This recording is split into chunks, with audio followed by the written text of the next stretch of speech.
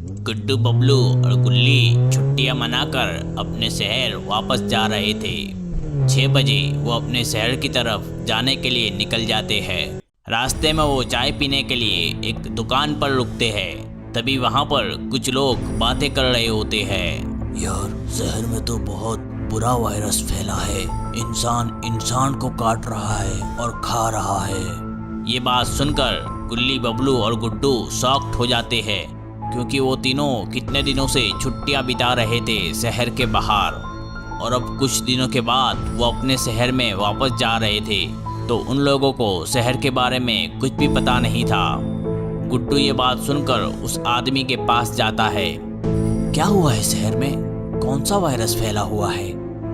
तो एक आदमी कहता है, अरे भैया, शहर में एक ऐसा वायरस फैल चुका है कि इंसान अपना होश खो दे रहा है और कितने ही लोग उससे मर रहे हैं। एक इंसान दूसरे इंसान को जिंदा खा रहा है और मार रहा है। अजीब अजीब सी आवाजें निकाल रहे हैं। हर तरफ बस मौत ही मौत है। गुड्डू को उस आदमी की बात पर विश्वास नहीं होता और वो गुल्ली और बबलू को कहता है, चलो शहर जाकर देखते हैं कि ये सच बोल रहा है या फिर झूठ। गुड्डू, बबलू और गुल्ली आखिरकार अपने शहर पहुंचते हैं। वहां पर उन्हें एक रहस्यमय ट्रेन दिखाई देती है, जो दिखने में एकदम अजीब होती है और वो ट्रेन खराब होती है। वो ट्रेन में जगह जगह पर खून लगा होता है। ये देखकर गुड्डू, बबलू और गुल्ली के होश उड़ जाते हैं। अचानक से गुड्डू को एक अजीब सा आदमी दिखाई देता है, जो बहुत ही अजीब लगता है दिखने में, और उसको काफ़ी चोट भी लगी होती है। वो आदमी की हालत देखकर गुड्डू, बबलू और गुल्ली थोड़ा घबरा जाते हैं। वो लोग उसको देखकर छुप जाते हैं और देखते हैं वो आदमी आखिरकार जाग किधर रहा है। और फिर वो लोग देखते हैं कि वो अजीब सा दिखने वाला आदमी वो ट्रेन के अंदर ही चला गया और वहाँ जाकर वो अंदर से ट्रेन को जोर जोर से हिलाने लगा। ये देखकर बबलू कहता है, ये अजीब सा आदमी तो अंदर जाकर ब्रेक डांस क्यों कर रहा है। वो लोग जैसे ही बबलू की बात सुनकर उस अजीब से आदमी की तरफ देखते हैं तो वो आदमी की नज़र गुड्डू पर पड़ती है। वो आदमी अजीब सी आवाज़ निकालकर गुड्डू, बबलू के पास आ रहा होता है और उसके मुंह से खून बह रहा होता है। ये देखकर गुल्ली कहता है, यहाँ से भागना बेहतर है, वरना ये आदमी हमारे साथ कुछ भी कर सकता है। वहाँ से गुड्डू, बबलू और गुल्ली भागने लगते हैं। वो आदमी उनका पीछा कर रहा होता है। तभी अचानक वो अजीब सा आदमी खंबे से टकरा कर गिर जाता है। गुड्डू, बबलू और गुल्ली सोचते हैं कि चलो अच्छा है, ये आदमी अब गिर गया है, ये अब फिर से नहीं उठेगा। लेकिन इतना खून निकलने के बाद भी वो आदमी वापस उठ खड़ा हो जाता है और वो आदमी गुड्डू, बबलू और गुल्ली के पीछे भागने लगता है। ये देखकर वो तीनों लोग काफ़ी डर जाते हैं कि आखिर ये कैसे हुआ।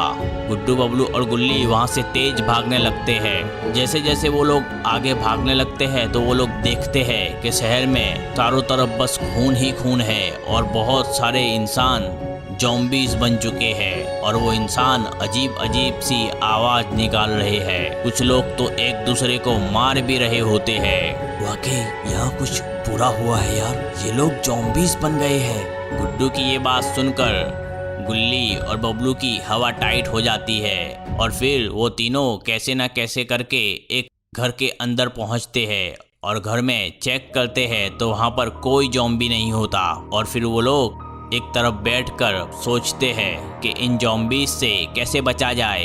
यार, मुझे तो लगता है सिर्फ हम 3 ही लोग हैं इस शहर में जो बचे हैं इस इंसानी रूप में, बाकी के सब तो ज़ॉम्बीज़ बन चुके हैं। हाँ यार, कल सुबह इस शहर से कुछ भी करके निकलना पड़ेगा हमें। हाँ यार, सही कह रहे हो गुड्डू, मेरी तो अभी शादी भी नहीं हुई है, मुझे तो अभी अपना घर बसाना है यार। और फिर थोड़ी देर बाद वो तीनों सो जाते हैं। लेकिन रात में जब वो तीनों सो रहे होते हैं तभी नीचे स्टोर रूम से अजीब आवाज़ आ रही होती है। वो आवाज़ सुनकर गुड्डू, बबलू और गुल्ली उठ जाते हैं और फिर वो लोग स्टोर रूम में जाकर देखते हैं तो वहाँ पर 2 ज़ॉम्बीज़ होते हैं और वो शायद इस घर के मालिक ही थे और वो एक हस्बैंड और वाइफ थे। वो ज़ॉम्बीज दिखने में काफी डरावने होते हैं। उन्हें देखकर गुड्डू बबलू और गुल्ली घर से बाहर भाग जाते हैं, लेकिन वो दो ज़ॉम्बीज ने उनको देख लिया होता है। वो दो ज़ॉम्बीज गुड्डू बबलू और गुल्ली का पीछा करते हैं और उन दो ज़ॉम्बीज को देखकर शहर के बाकी सारे ज़ॉम्बीज भी गुड्डू बबलू और गुल्ली के पीछे भागने लग जाते हैं। अब गुड्डू बबलू और गुल्ली अपनी जान बचाकर शहर से बहुत सारे ज़ॉम्बीज भी भागने लगते हैं उनके पीछे।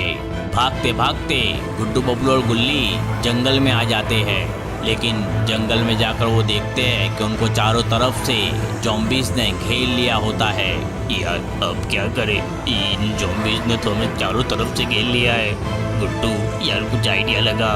बबलू अब तो मेरी भी फट रही है यार, कोई आइडिया नहीं आ रहा। लेकिन तभी वहाँ पर जादूगर केएल आ जाते हैं और वो अपनी सुपर पावर से सभी ज़ॉम्बीज को उठा कर फेंक देते हैं, जिससे वो ज़ॉम्बीज बहुत दूर जाकर गिरते हैं। और फिर गुड्डू बबलू और गुल्ली जादूगर केएल के घर जाते हैं। वहाँ जाके वो लोग प्लान करते हैं कि कैसे इन सारे ज़ॉम्बीज से बचा जाए। जादूगर केएल, शहर में एक एक करके सभी इंसान ज़ॉम्बीज बन रहे हैं और इंसान का नामो निशान शहर से खत्म होने लगा है।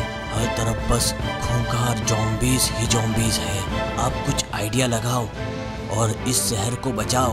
बेटे मुझे तपस्या करने दो, मैं इसका कुछ इलाज निकालता हूँ। और फिर जादूगर केएल कुछ तपस्या करते हैं और फिर जादूगर केएल बताते हैं, बेटे हमें इन ज़ॉम्बीज को सीधा उनके दिमाग पर मारना होगा, जिससे वो सब मर जाएंगे और सुबह में ज़ॉम्बीज को ज़्यादा दिखाई नहीं देता, इसीलिए हम सुबह में हमला करेंगे। अब सब लोग सुबह होने का इंतजार करते हैं और जैसे ही सुबह होती है गुड्डू बबलू और गुल्ली एक हथियार लेकर निकल जाते हैं ज़ॉम्बीज को मारने के लिए। लेकिन कुछ देर तक मारने के बाद वो सब थक जाते हैं।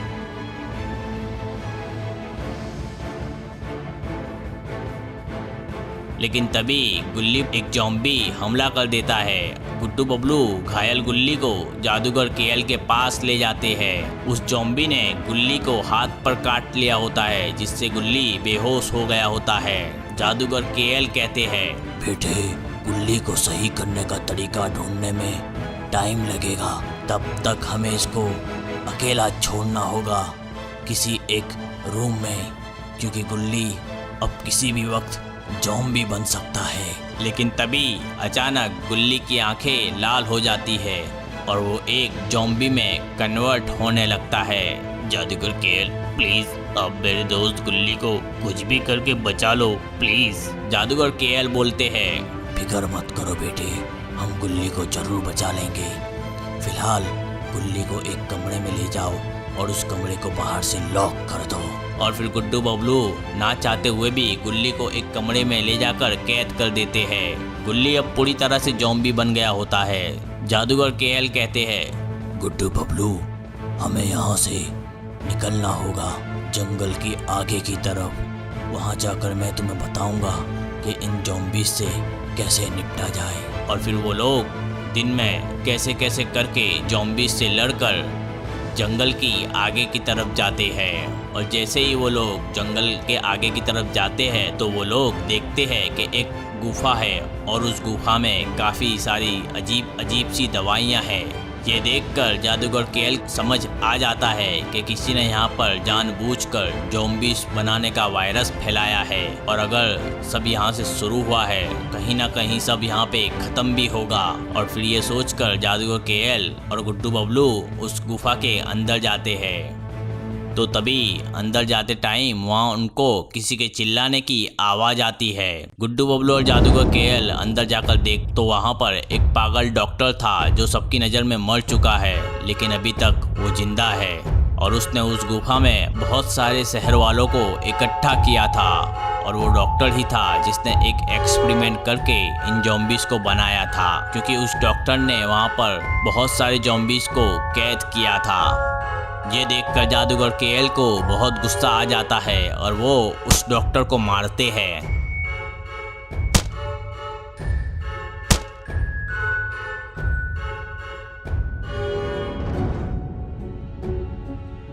तुझे पता भी है तेरे इस पागलपन की वजह से शहर वालों की क्या हालत हुई है।